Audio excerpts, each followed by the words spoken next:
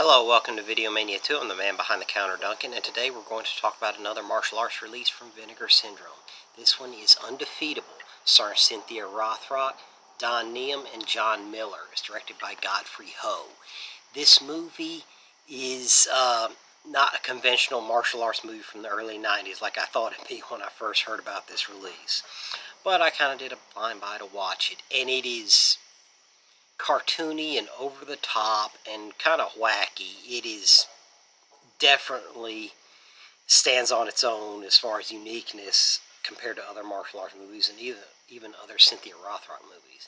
Now, I still did enjoy it, but it is you have to go in with a different frame of mind. That the fight scenes are great, but just some of the actors' approaches to it, can get a little cartoony, and you have to be aware of that to watch it. But the choreography and stuff is still very good. So this movie's a little different tonally, and just the way the characters are approached at times. It was really over the top, shall we say. So now let's get into the story. Here, Cynthia Rothrock plays Christy. She's a waitress, but she also does underground fights to pay for her sister's college education. That's how she makes money. And she gets busted by the cops, and led by Detective John Miller. And Don Neum plays a guy, they call him Stingray. He also fights on the underground circuit, but he's also a serial killer. And at the beginning of the movie, his wife leaves him. And so now he goes around town stalking redheads and killing them. And Don Neum, the martial arts is good, and then his style to it, though, like his eyes are just bulging all the time. He's just like this all the time. I can't even do it, but it was pretty over the top. And so that's something I had to get used to, and just the way he emoted his lines sometimes. But he's quite a menace to the Baltimore area. That's where this movie was filmed. So he finds women that look like his wife that left him, and he kills them. He's a completely psychotic. Now, eventually, Christy, her sister, is a redhead, and he sees her and abducts her and kills her. And so now Christy wants revenge to find the killer, and DeMarco, John Miller's character, the detective that busted her earlier but cut her a break, agrees to help her, and they look for the serial killer, and they find a psychiatrist that knew the wife that left him, and so they begin a search to find him. But the thing is he is an unbelievable martial artist, so it's not going to be easy to defeat him, hence the title. And so as they go looking for him, there's different martial arts scenes that are incorporated very well, and the fight scenes and some of the production designs, the props they use for the fight scenes are incredible. Cynthia Rothrock has a fight scene with one gang guy as she begins her search, and it's a fight on some barrels, and that was a lot of fun and really well choreographed, and Cynthia Rothrock really got to shine and show what she could do, and that was very entertaining. And then as they begin, they finally get to the final fight scene where they confront Stingray, and that fight scene is something else too, and it even went viral on YouTube, which is what I think helped get this movie restored in 4K. So it's the character's approach to it is over the top, and then some of the camera angles look like it'd be out of Mortal Kombat. So it was that early 90s video game and 80s cartoon feel to it. But very entertaining, but you need to go in the right frame of mind. Like, you're just thinking straight martial arts. This thing, just the over-the-topness of it and the cartoon aspect of it at times, you just got to be ready for it, like I said.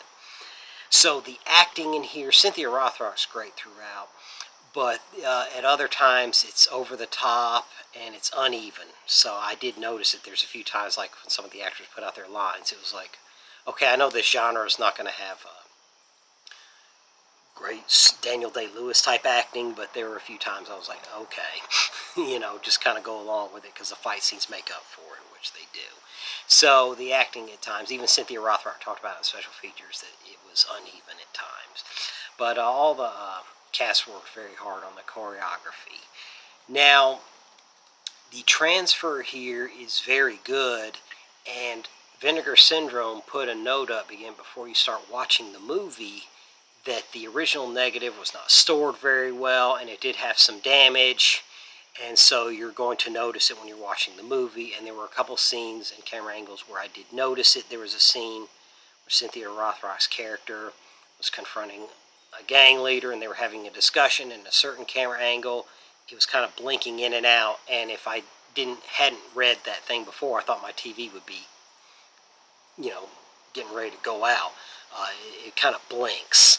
And then I noticed there's a scene where DeMarco and Christy, they go to arrest some people in a gym, and you can see, like, I don't know, this digital blur comes in a couple times.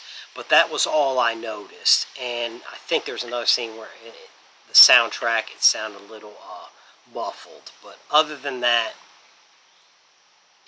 you really can't notice it, and it doesn't take away from the viewing experience of this movie. I'm just glad they put a little note up saying, like, hey, be ready, you're going to see a few things.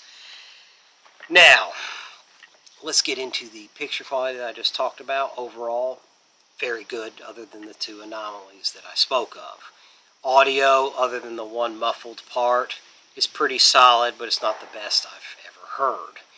Now, let's go into the special features and the cover and artwork. This is the back artwork. I'll show you the front. There's kind of a risque drawing here, so I'm going to cover that up. But here's the front of it, and there's the spine. Inside, you have reversible artwork here, which I opted for because I like that artwork as well. And it's a 3-disc set, and on the first one is the 4K movie of the movie itself from the original negative. And the second one has a lot of special features. Brand new interview with producer-director Godfrey Ho. It's a cartoon with people, a brand new interview with cinematographer Phil Cook. Street Fighter, a brand new interview with actress Cynthia Rothrock. And They Call Him Stingray, a brand new interview with actor Don Neum. A Mind for Action, a brand new interview with actress assistant Donna Jason. And a little Cynthia Rothrock, A Legendary Life. And a video essay by film historian Sam Deegan and Charles Perks. And a documentary on Undefeatable versus Bloody Mary Killer, a video essay comparing the two versions by filmmaker Chris O'Neill, and the original trailers for Undefeatable and Bloody Mary Killer. I'm going to get into that in a minute. Bloody Mary Killer was an alternate cut, and it's considerably different from what I've been told. I didn't have a chance to watch that, but that's on the 3rd disc. It says a wildly different 88-minute Bloody Mary Killer cut with the following sound options, and you have original Cantonese mono soundtrack with newly translated English subtitles. And it also has a commentary track with filmmaker, film historian Brandon Bentley.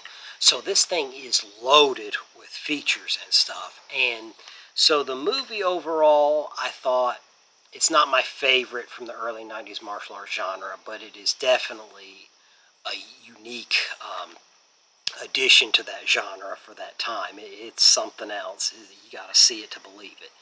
But overall, this packaging and the restoration is very good, and I'm glad I have it, and the artwork's great. So overall, another great release from Vinegar Syndrome. I look forward to some more releases this year, and I hope they do some more martial arts movies.